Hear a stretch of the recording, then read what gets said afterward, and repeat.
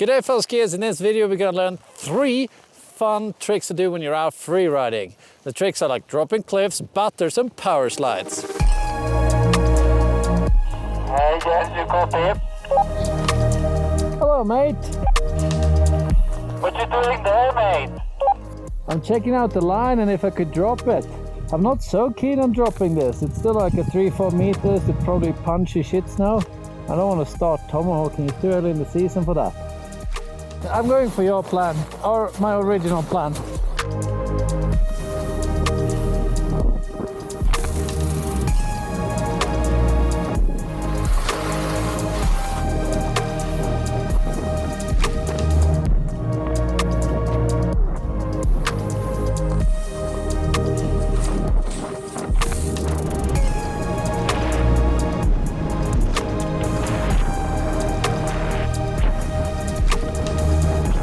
You know, there's no snow or powder, but still it felt like I was getting a proper face shot. Ha! The power slide. Inspired by rad folks like Shane McConkey, The Bunch. It's slightly different from the normal powder slash in the way that you really twist your skis 90 degrees across the fall line and hold on to it for a little while. It just feels great to side slip in powder. Let's learn how to do it. Okay, let's make a nice circle here. Let's explain how the power slide is different from the stivet and the slash. In a previous video, we were doing stivets up here in the transition. But twisting the nose down the hill, a quick skid to control speed or tighten the line, and then into clean carve the rest of the turn. For this video, check out the link in the description too. We have a little spin. When we slash, we've been doing like a quick like oversteer of the ski, spraying some snow, and then continue the turn. Here at the fall line, we just hold on to that edge for a really long time, making like a trick out of a simple side slip like such. When doing that, have a nice kind of low position, bent knees. Just chill there for a while, enjoy the spray. It's pretty fun actually. I'm just doing this carve turn, and I go, woo-hoo! Yeah! It's really not that hard. Almost everyone can skid, so just try it and you'll probably love it. Let's try a power slide in the backcountry. Find some pretty smooth snow. This is wind blown, kind of crappy. Pretty acceptable conditions to try this, and different from the slope. Make sure that your knees are a little bit soft so they can absorb any uneven stuff in the terrain. Let's give it a go. Do the turn, just go in that. Woo! Nice, another one.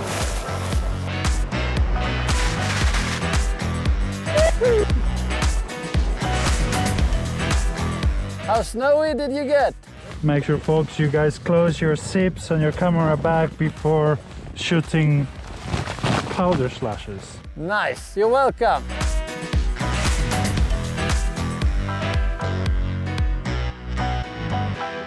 Hey, if you want to get even better skier, why not join one of those Stomp It camps for adults, where they come here, typically to Switzerland, and have a great time and learn a lot. Maybe see it one of them. Yeah. All right, let's learn how to drop on skis. No, just kidding. First you have to learn to jump properly, and this is best done on tiny side hits next to the slope or in the park, like beginner jumps. And what's important here is that you have a nice pop, so that you pop from the jump that's gonna lean you back, level out, and then you land perpendicular to the landing. We got some good videos on that in the description, so work on that first. So once you really master the pop and jump in the park, find yourself a nice drop like this, where you can drop from kind of flattish to steep, because that's a bit intimidating to take on at first, and that's also one of the skills we have to learn, to be like brave and trust in what we've seen from the side, that it is safe to drop here. I can drop from the nose here, I can drop here, I can even drop here. What's important here is that we keep that nice pop like before, so that we dare to land nice and perpendicular to the landing. If you will, a 4-point landing, or just land with those shins touching the front of the boots, flexing the boots on landing, doing a so-called stomped landing. Go. And a quick pop. That was quite a stomp landing, almost overdid it. That was a nice warm-up jump. Now it's becoming a bit more important with line. Or line is always important when dropping, because if I go a little bit too much there, it gets really big. You can also tap the tails on a rock pointing out. I want to be safe, but make it look cool. So I'm just gonna jump just next to it. And on the camera, it looked like I manned up and did it straight over.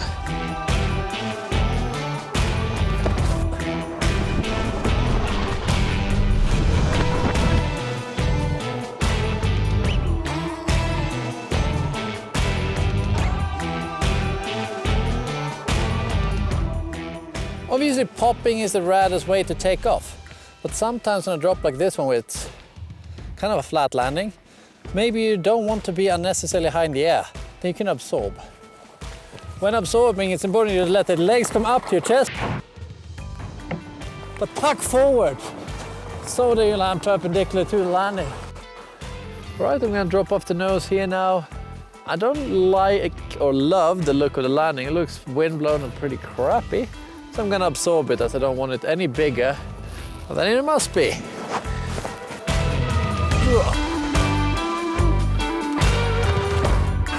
Oh, that was better than I thought. So once you got those flat to steep drops down, you're ready to take on the coolest drops, the stuff you see in the Freeride World Tour. Huge, huge exposure underneath as he points it right off the nose and into Navarro Town, Brendan Parker. It looks like the drops behind me. We have a steep in-run and then a drop that's rarely vertical, but it's shaped like that. So you need a fabulous speed to make it over this cliff part so you don't break your legs on a rock. Let's drop it.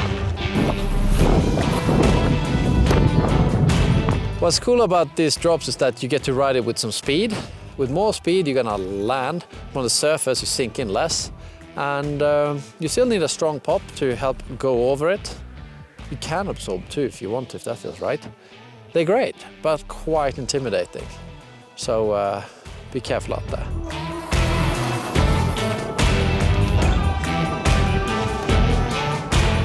A nice dropping guideline is the following, that you need to have a landing that's as steep as your age in degrees. So I'm 34 years old, so I need a 34-degree slope.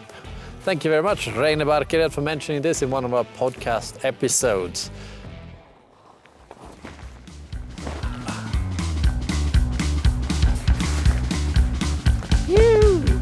Okay, let's learn how to nose butter when freeriding. Obviously start doing this with your freestyle skis in the park, not wearing a backpack. Assuming you can do that decent, you should get your freeride equipment on, backpack too, all that good stuff. There's two main ways to butter on slopes or in powder, and as I see it, the easiest way to do it is that you do like a quick 180 and then you lean lots of weight onto those noses and do kind of like a switch ollie 180 to forwards again. This is the easiest because you're never really rotating and being on the noses in freeride conditions. With your freeride skis, and just try this a couple of times, like, you can use the poles. Try to have like a rolling motion that the ski should go up like a half circle behind you, like boom. Then you can try without the poles and then with some rotation. Butter. Feet together, go. So I'm setting up a little turn. Take some serious energy with the freeride equipment.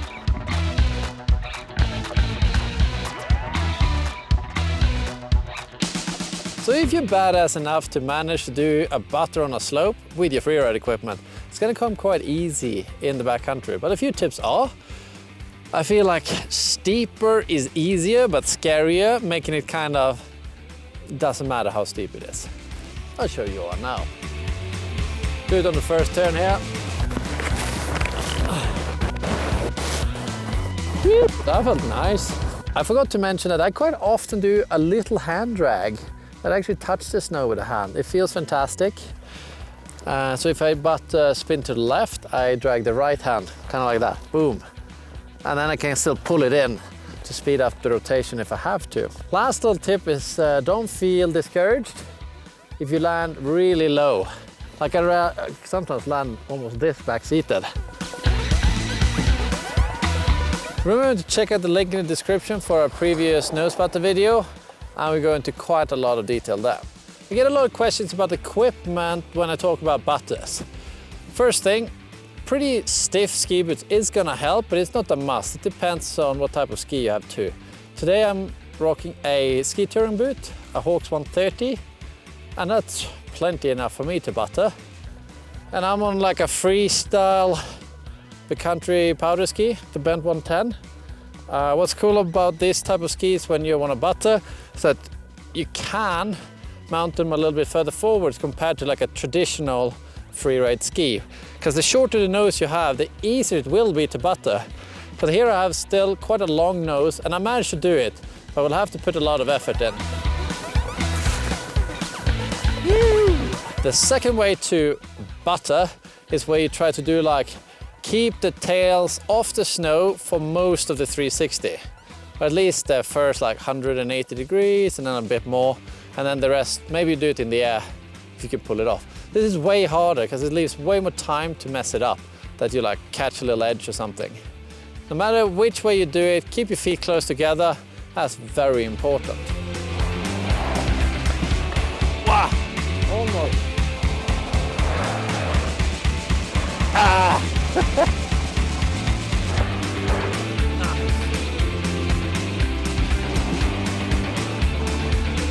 Okay, let's do the more stylish, longer butter.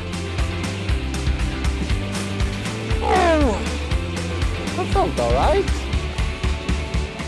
Did I pull it off? You be the judge in the comments.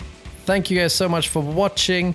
If you want to learn more, check out the playlist up there, or even better, why not join one of our Stomp It camps? We do ski technique, freestyle camps, and freeride camps. Maybe see at one of them. Ciao for now.